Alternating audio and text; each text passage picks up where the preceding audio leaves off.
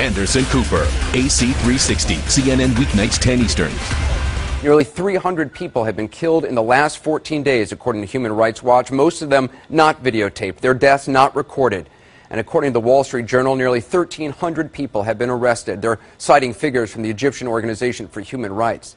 Some of those 1,300 people have been released, but others still held, and we don't know where, and we don't know what's being done to them. According to several New York Times personnel who were held by the secret police a few days ago, they could hear captured Egyptians being beaten, tortured, crying out in pain.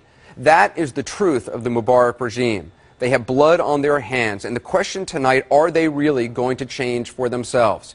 You're going to hear from our reporters on the ground in a moment, also in Washington, and we'll talk to Mohammed al-Baradei, a leading opposition figure. But we begin, as always, tonight, keeping them honest. And tonight we begin by focusing on the lies the Egyptian government continues to tell.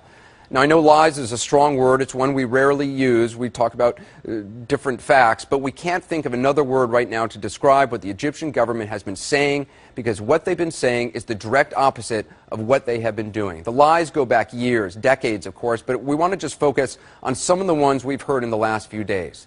The new vice president of Egypt, this man, Omar Suleiman, has for years been Mubarak's closest henchman, running his intelligence service.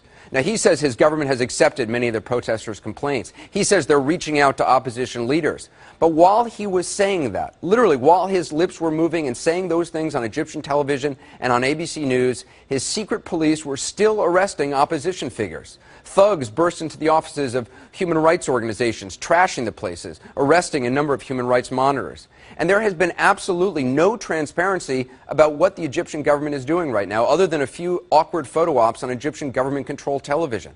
The Egyptian government has denied any involvement in these kind of attacks by mobs on peaceful demonstrators and reporters. They say they have no idea how these things happen. But the Egyptian military stood there and let it happen. I saw that with my own eyes. We all saw that. And when they realized the protesters could not be beaten back by mobs and reporters would continue working, the military suddenly stepped in. And with a few rolls of concertina wire and a few shots in the air, they suddenly were able to keep the mobs at bay. The Egyptian government says the military didn't want to choose sides, but the truth is they did choose sides.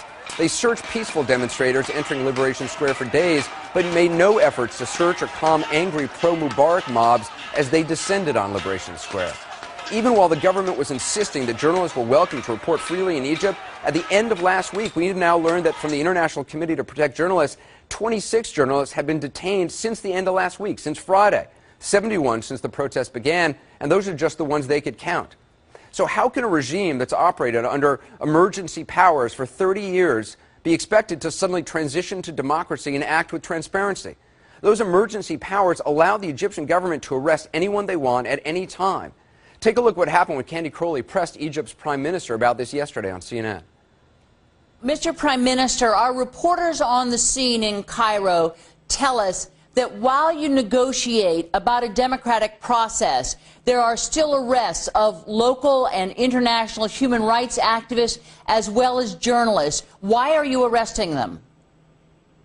No, I didn't understand you.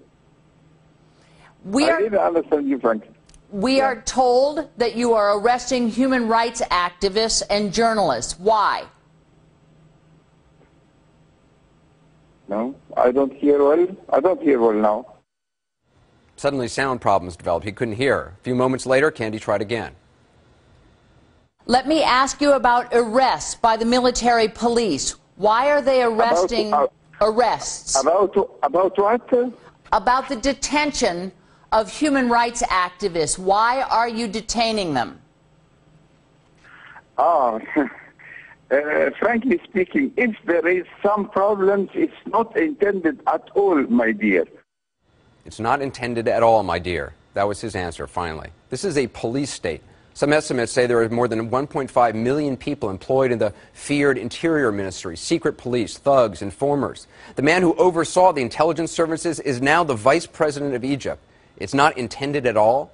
Thursday, while the Egyptian government was talking about reaching out to opposition figures, 9 young dissidents had a meeting with opposition leader Mohammed al-Baradei. That evening, all 9 were rounded up and detained.